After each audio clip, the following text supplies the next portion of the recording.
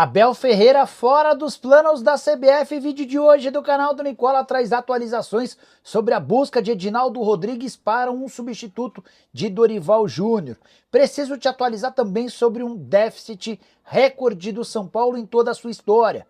Já o Flamengo está de olho em Andréas Pereira, que já passou pelo próprio Fla. Conto também que o Corinthians tem de longe a maior média de público na atual temporada. Para completar, uma empresa cobrando dinheiro do Palmeiras, o Botafogo impedido de registrar atletas pela FIFA, Lucas Paquetá e seu julgamento na Inglaterra, tem as últimas do mercado, bastidores, finanças e muito mais. Fala aí pessoal, sou Jorge Nicola, bem-vindos a mais um vídeo do canal. Sempre bom ter vocês por aqui, sem perder tempo, só pedir para deixar like, se inscrever no canal e ativar as notificações. Bora começar o vídeo com aquele tradicional giro de notícias. E a primeira informação é sobre Neymar, que está fora do jogo contra o Vasco no domingo. O Peixe oficializou nas últimas horas o descarte do Neymar em relação à partida de estreia no Campeonato Brasileiro. O jogador se recupera de uma lesão muscular. Já o Grêmio fez proposta de 3 milhões de reais ao Juventude pelo atacante Enio, que havia sido recentemente comprado pelo time de Caxias do Sul, com a curiosidade de que o Juventude gastou 1.200.000 e poderia praticamente triplicar esse valor. Contratação feita pelo Júlio Rondinelli, mas Juventude entendeu que não vale a pena negociá-lo por 3 milhões de reais e rejeitou a oferta do tricolor gaúcho. Por falar no Sul, quero contar que o Internacional zerou sua dívida com o Cruzeiro pelo Wesley e também renegociou um parcelamento com o Palmeiras pelo Bruno Tabata. Resta agora que o Colorado se acerte com o Flamengo pelo Thiago Maia. A dívida com o Fla é de 700 mil euros. Para completar o giro de notícias, contar que o Curitiba anunciou a contratação do volante Alisson, ex-Atlético, que chega por empréstimo até o fim da temporada. Já o Clube Atlético Mineiro ainda não aceitou a oferta do Fortaleza para a liberação imediata de Daverson. Centroavante de 33 anos de idade seria envolvido numa troca, com o Pochettino chegando à cidade do Galo, mas dentro do Atlético não há um consenso em relação ao meia argentino. Agora o Atlético precisa ser convencido com dinheiro por uma proposta do Fortaleza. Hora de falar sobre Lucas Paquetá, que é desde a semana passada julgado na Inglaterra. Existe a possibilidade dele ser banido do futebol, ou seja, nunca mais atuar profissionalmente. Essa é a pedida da Federação Inglesa durante o julgamento. Tudo porque o Paquetá é acusado de forçar 4 cartões amarelos em benefício de apostadores da sua família lá no Rio de Janeiro. Apostas que variavam entre 30 e 300 reais. Tem uma novidade importante. O Paquetá conseguiu que o técnico David Moyes, que trabalhou com ele no West Ham e hoje comanda o Everton, testemunhasse a favor do meio atacante brasileiro. David Moyes, por exemplo, vai lembrar de um episódio que aconteceu em uma das partidas com suspeita de cartão forçado. Foi num confronto contra o Bournemouth que terminou empatado em 1-1. David Moyes vai depor e falar que o Paquetá havia pedido para não participar desse jogo, porque ele tinha negociações avançadas com o Manchester City. Acontece que o Moyes foi até o quarto do Paquetá e pediu para que ele fosse escalado, porque seria importante para o time.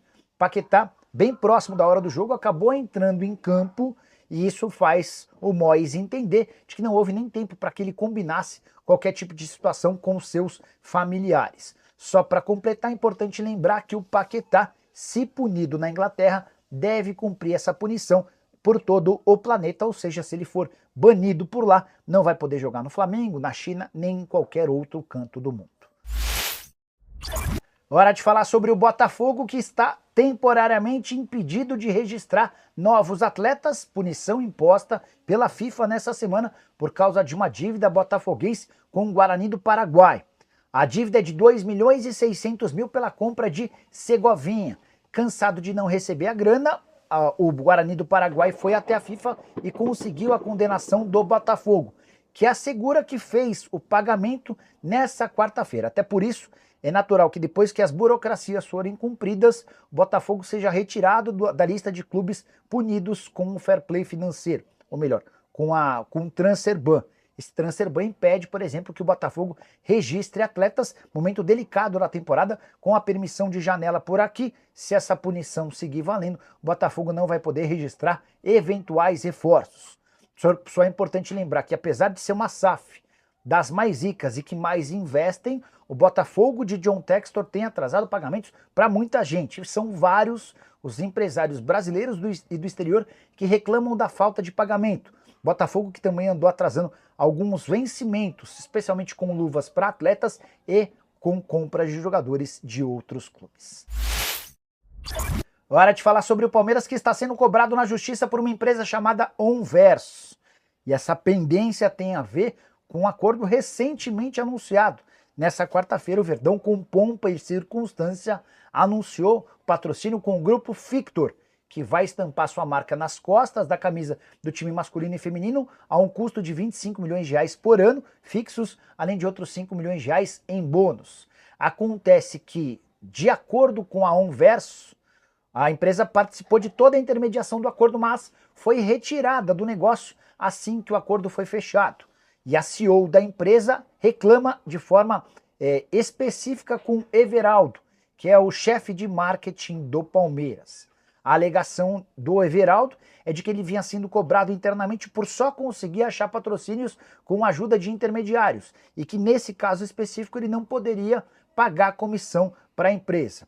A Onverso se defende alegando que há uma série de provas que mostram que ela cuidou de toda a intermediação do acordo entre o clube e o grupo Fictor. Só para completar, saindo um pouquinho dessa parte mais burocrática para falar sobre campo e bola, Palmeiras enfrenta o Corinthians na noite dessa quinta-feira na Neoquímica Arena, precisando de vitória por 2 gols para se sagrar campeão. Se vencer por 1 gol de diferença, a decisão vai para pênaltis, onde a coisa não tem funcionado muito bem, especialmente desde que Everton se tornou titular do Palmeiras. Foram 10 decisões por pênaltis e o Palmeiras terminou com vitória em apenas 2 delas. Na final do Campeonato Paulista de 2020, justamente contra o Corinthians, e nas quartas de final da Libertadores de 2022 contra o Atlético Mineiro. Em todos os outros casos, o Palmeiras saiu da disputa por pênaltis derrotado. Hora de falar sobre o Corinthians, que tem de longe a maior média de público entre clubes brasileiros no futebol de 2025. O Timão tem até aqui 44 mil torcedores por partida nos seus 10 jogos em casa, ou seja, 440 mil pessoas na Neoquímica Arena. O jogo dessa quinta-feira vai até aumentar essa média, porque todos os ingressos à disposição foram negociados. O que mais chama atenção é que o Corinthians está bastante distante do segundo colocado, o Cruzeiro, com média de público de 30.797 torcedores em 5 jogos como mandante. O Flamengo é o terceiro com 30.044 torcedores, o Palmeiras o quarto com 29 mil, o Grêmio é o quinto com 28.900, São Paulo é o sexto, 28.700, o Bahia é o sétimo com 28.600. Na sequência aparecem o Internacional em oitavo, o Santa Cruz em nono e o Atlético Mineiro fechando o top 10. Bora falar agora sobre o Flamengo, de olho mais uma vez em Andréas Pereira. Informação da tarde dessa quinta-feira dá conta de que o rubro-negro, buscando um meia para disputar a posição com o Arrascaeta, vê no Andréas Pereira alguém de boa oportunidade. Meio-campista de 29 anos que passou pelo Fla entre 2021 e 2022 na oportunidade, 53 jogos, 6 gols e 3 assistências. Ele ficou muito marcado por uma falha na final da Libertadores que garantiu o título ao Palmeiras. Até por isso não foi comprado junto ao Manchester United em uma operação de 10 milhões de euros. O Fulham, muito esperto, fez a compra e transformou o Andréas Pereira em titular absoluto. Agora que o Flamengo vendeu o Alcaraz para o Everton, numa operação de mais ou menos 110 milhões de reais, a ideia é utilizar parte dessa grana para fechar a compra em definitivo do Andrés, que pertence ao Fulham e tem contrato até junho de 2026. O Andrés está avaliado em 20 milhões de euros e é titular absoluto por lá. Ele já havia declarado em outras entrevistas a sua vontade de voltar a jogar no Brasil, especialmente para apagar essa imagem ruim deixada depois na falha na decisão contra o Verdão. Hora de falar sobre o São Paulo com prejuízo histórico, o maior de sua história. Nas últimas horas, membros do Conselho Deliberativo receberam números da temporada passada e o São Paulo, em 2024, registrou um prejuízo de 289 milhões de reais. Isso significa que o tricolor gastou quase 300 milhões a mais do que aquilo que arrecadou. Nunca desde que foi fundado, São Paulo havia registrado números tão ruins. Entre outras consequências, um valor recorde também da dívida, que hoje gira na casa dos 969 milhões de reais, quase 1 bilhão de reais. São Paulo em crise total, a pior fase do ponto de vista financeiro de todos os tempos do tricolor.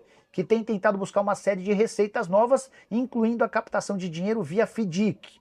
O acordo com Evangelos Marinax, que vai aportar cerca de 100 milhões de dólares num período de 5 anos, também pode ajudar a mudar essa drástica situação. É também por isso que o São Paulo não contratou jogadores com compra de direitos econômicos nessa janela de janeiro. Vai ser assim na metade do ano e também na janela de janeiro de 2026. Só para arrematar, com todas essas alterações, o São Paulo afirma a seus conselheiros que projetam um superávit de 44 milhões de reais no ano de 2025. Mas, a julgar pelos últimos anos, não dá para imaginar algo positivo. Tricolor, no período de 2021 a 2024, acumula um déficit de 429 milhões de reais. Foram 289 milhões de prejuízo no ano passado, 62 milhões de prejuízo em 2023, superávit de 37 milhões em 2022 e um outro prejuízo de 106 milhões de reais em 2021. Bora fechar o vídeo para falar sobre seleção brasileira e a busca do presidente da CBF, Edinaldo Rodrigues, por um substituto para Dorival Júnior. A CBF já se decidiu por um técnico estrangeiro. Estão descartados nomes como Mano Menezes, como Rogério Ceni e por aí vai. Qualquer treinador brasileiro que você pensar, Renato Gaúcho, Tite, nenhum deles faz parte da lista de possíveis alvos. A opção é por um treinador estrangeiro. A ideia do Edinaldo é não fazer mais testes, até porque as experiências com Dorival Júnior e Fernando Diniz foram extremamente mal sucedidas. E aí que começam a surgir outros nomes: Carlo Ancelotti, Jorge Jesus e Abel Ferreira. O nome do Abel a gente pode riscar do mapa. Consegui apurar com pessoas próximas ao Edinaldo que o treinador do Palmeiras não faz parte dos planos. Apesar de ser estrangeiro e extremamente vencedor no futebol brasileiro, a avaliação interna é de que ele não oferece o pacote que a CBF precisa, do ponto de vista tático, mas também comportamental. Vale a lembrança de que antes de contratar Dorival Júnior, o Abel já era uma alternativa, mas nem sequer foi cogitado pela CBF. Pois bem, Carlo Ancelotti é o plano A. O técnico italiano do Real Madrid foi consultado nas últimas horas e acenou com um sim, mas ele disse que não pode assinar um pré-contrato e que o Brasil precisaria esperar até o fim do Super Mundial de Clubes, que acaba em julho. Com um detalhe importante: sem a garantia de que em julho ele toparia se mudar para a seleção brasileira. E é isso que faz com que Jorge Jesus vá ganhando chances, especialmente porque o técnico português do Al Hilal adoraria trabalhar na seleção e já deixou claro que abre mão da disputa do Super Mundial de Clubes pelo time saudita para comandar o Brasil na data FIFA do mês de junho, quando o Brasil enfrenta fora de casa o Equador e dentro de casa a seleção paraguaia. A insistência vai ser no Ancelotti, mas se o técnico italiano não der garantias de que será o treinador brasileiro na metade do ano, pode acabar sobrando para Jorge Jesus, que tenta melhorar a sua situação com o jogador Neymar. Venho contando para vocês nos últimos dias sobre uma treta pesada que existiu entre o Neymar e o JJ antes da vinda do craque pro futebol brasileiro. Neymar, na frente de outros atletas, chamou o Jorge Jesus de traíra e disse ou lembrou ao JJ de que o mundo daria voltas e que o sonho do Jorge Jesus de treinar a seleção brasileira poderia ser impedido exatamente por conta de uma restrição imposta pelo Neymar. Aguardemos cenas dos próximos capítulos, prometo ficar de olho para contar qualquer novidade para vocês. Combinado? A partir das 7 tem live do Nicola para responder as perguntas. Não esquece, abraço, deixa like, se inscreve no canal, tchau. Torcida do Botafogo surta com anúncio bombástico. Isso pode mudar tudo. Fala, torcedor alvinegro. Antes de te contar essa notícia inacreditável que está pegando fogo nos bastidores do Botafogo, já vai deixando o like, se inscrevendo no Glorioso News e ativando as notificações, porque aqui você fica sabendo de tudo em primeira mão. E claro, comenta aí, você acha que essa possível contratação seria um acerto do Fogão? Agora segura essa porque a notícia é grande. Nos últimos dias, uma informação começou a circular e simplesmente explodiu as redes sociais, deixando a torcida alvinegra enlouquecida. Uma contratação pesadíssima pode estar prestes a acontecer e promete mudar completamente o ataque do Botafogo. Os torcedores já estão pedindo para que a diretoria haja rápido antes que outro clube entre na jogada. E se eu te disser que John Testor está diretamente envolvido nessas negociações? Sim, o dono da SAF do Botafogo tem um alvo claro para reforçar o elenco do técnico Renato Paiva, e esse nome está mexendo com a torcida. A expectativa é enorme, e as conversas já estão avançadas nos bastidores. Não é um simples rumor, as tratativas já começaram. Pois bem, estamos falando de um atacante que já brilhou na Europa, que tem experiência internacional e que chegaria para elevar o nível do elenco do Botafogo. O próprio técnico Renato Paiva já demonstrou forte interesse na contratação desse jogador, que poderia ser a peça-chave para os planos do Fogão na temporada. E agora, torcedor, segura essa. Rafael Santos Borré. Sim, o atacante colombiano que atualmente defende o Internacional pode estar a caminho do Botafogo. O nome dele foi fortemente ligado ao clube, e a possibilidade de vesti-lo com a camisa alvinegra já gerou um turbilhão de especulações. A notícia se espalhou e a torcida foi à loucura. Mas calma, a verdade é que por enquanto não há nada oficializado. O que se sabe é que John Testor realmente está de olho no mercado e avalia diferentes nomes, com Borré sendo um deles. A decisão final ainda não foi tomada, mas a expectativa é de que o Botafogo vá com tudo em busca de um atacante de peso. Será que pode acontecer? Só o tempo dirá. Agora eu quero saber de vocês, Rafael Borré seria um bom reforço para o Fogão? Ou você acha que o clube deveria buscar outro nome? Comenta aí e bora debater. E claro, se inscreva no canal, ative as notificações e fique ligado no Glorioso News para não perder nenhuma atualização. Aqui a informação chega primeiro. Até a próxima, torcedor!